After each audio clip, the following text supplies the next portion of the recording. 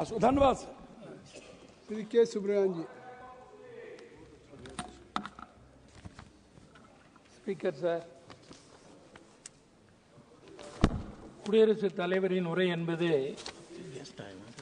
இந்த அரசாங்கம் உலக அரங்கிலும் உள்நாட்டிலும் நிலவுகிற சிக்கலான பிரச்சனைகளில் என்ன கொள்கை நிலையை மேற்கொள்ளுகிறது என்பதை பற்றிய ஒரு தொகுப்பான ஆவணம்தான் குடியரசுத் தலைவர் உரை என்பது. அந்த கண்ணோட்டத்தோடு பார்த்தால் உலக அளவில் ஜவஹர்லால் நேரு காலத்திலிருந்து கட்டப்பட்டு வந்த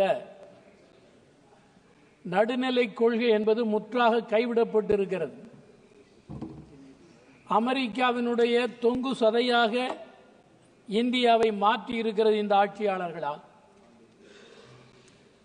இஸ்ரேல் இனப்படுகொலையாளர் ஒரு இனத்தை குறிவைத்து கொன்று அழிக்கின்ற முயற்சியில் ஈடுபட்ட இஸ்ரேல் இந்த அரசாங்கத்தினுடைய நெருங்கிய நட்பு நாடு. உலகில் பல நாடுகளை தன்னுடைய மாநிலமாக சேர்த்துக் கொள்ளுவேன் என்று சொல்லுகிற ட்ரம்ப் இவருக்கு நெருக்கமான கட்டிப்பிடிக்கிற நண்பர். இந்த நிலைமையில் உலக அளவில் பாதிக்கப்பட்ட நாடுகளின் பக்கம் இந்தியா நிற்கவில்லை. ஆக்கிரமிப்பாளர்களோடு இந்தியா நிற்கிறது. இது இந்தியாவின் பாரம்பரியத்தை இழிவுபடுத்துவதாகும்.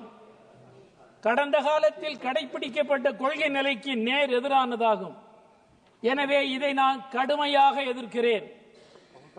அயல்துறை கொள்கை என்பது இந்தியாவின் பாரம்பரியத்தையே சிதைக்கிறது, சீரழிக்கிறது, ஏகாதிபத்திய கைக்கூலியாக இந்தியாவை மாற்ற முயற்சிக்கிறது. எனவே இது ஏற்கத்தக்கதல்ல. அடுத்து உள்நாட்டு நிலைமையை பொறுத்தவரையிலும் சொன்னால், இவர்கள் திரும்ப திரும்ப சொல்லுகிறார்கள் ஆட்சியாளர்கள், நாம் இப்பொழுது மூன்றாவது பொருளாதாரமாக இருந்து கொண்டிருக்கிறோம் என்கிறார்கள். 2027க்குள் 5வது பொருளாதாரமாக வளர்ந்து விடுவோம் என்று சொல்லுகிறார்கள்.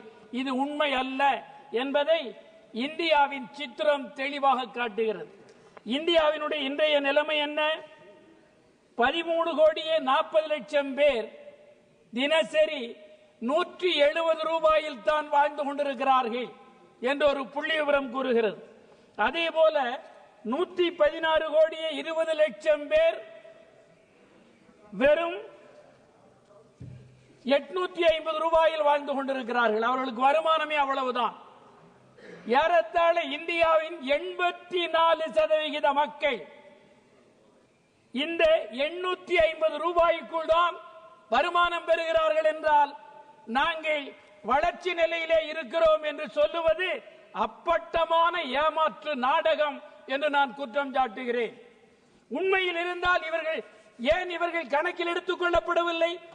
இவர்களின் வாழ்க்கை மேம்பாட்டிற்கு இந்த அரசு என்ன நடவடிக்கைகளை மேற்கொண்டிருக்கிறது என்பது தெளிவாக இல்லை. அதே போல இவர்கள் சொல்லுவது போல் தொழிலாளிகள், விவசாயிகள் நலன் காப்பாற்றப்பட்டிருக்கிறதா? 100 ஆண்டு காலம் போராடி பெற்ற உரிமை முழுவதையும் தொழிலாளிகளிடமிருந்து பறித்து கொண்ட குற்றத்தை இந்த அரசாங்கம் செய்திருக்கிறது. 100 ஆண்டு காலம் பாடுபட்ட உரிமைகள் இல்லை.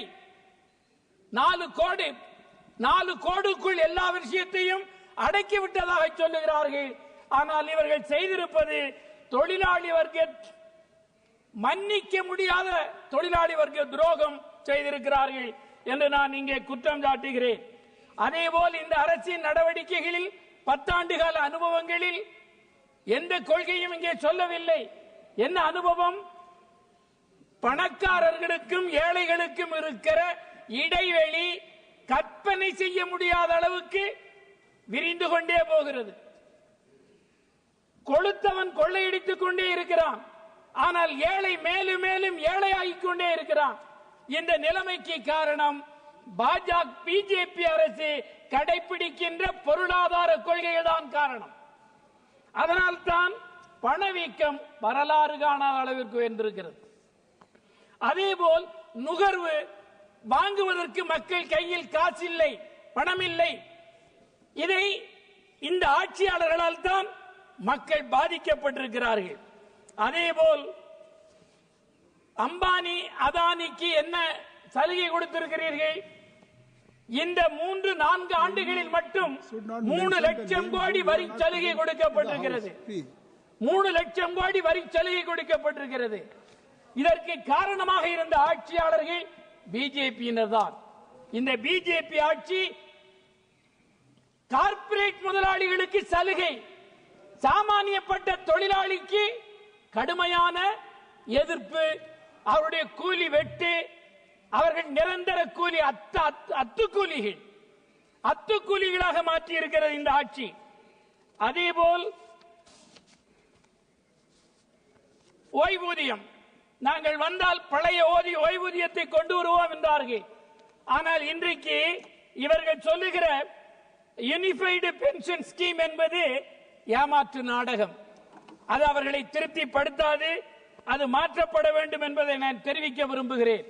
அதேபோல் தொழிலாளர்கள் இந்த மனரேகா அதே அளவுதான், உயர்த்தப்படவே இல்லை ஒதுக்கீடு. அவர்களுக்கு வாழ்வளிக்கிற ஒரு திட்டம் இது. கிராமப்புற மக்களுக்கு மேலும் நிதி ஒதுக்கீடு செய்ய வேண்டுமே தவிர அப்படியே விட்டிருப்பது என்பது கிராமப்புற பொருளாதாரத்தை தகர்க்கிற வேலையாகும். எனவே அதற்கு அதிகபட்சமாக நிதி ஒதுக்கீடு செய்யப்பட வேண்டும். அது பற்றிய எந்த விதமான விவரமும் உரையில் இடம்பெறவில்லை.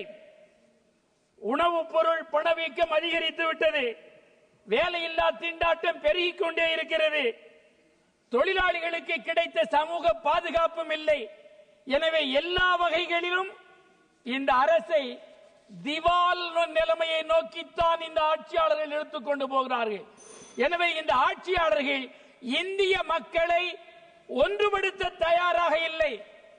80க்கு 20 என்ற பெயரால் சிறு பெரும்பான்மை மக்களை மதவெறியூட்டி ஐக்கியப்படுத்தி நிரந்தரமாக ஆட்சியில் இருக்கலாம் என்று நினைக்கிறார்கள். ஆனால் இந்த குற்றச் செயல் புரிகிற இந்த பிஜேபி அரசாங்கத்தை வரலாறு தண்டித்தே தீரும். இவர்கள் தப்ப முடியாது. நன்றி, வணக்கம். Please conclude. Yeah, thank you. Dr. B. Shabri.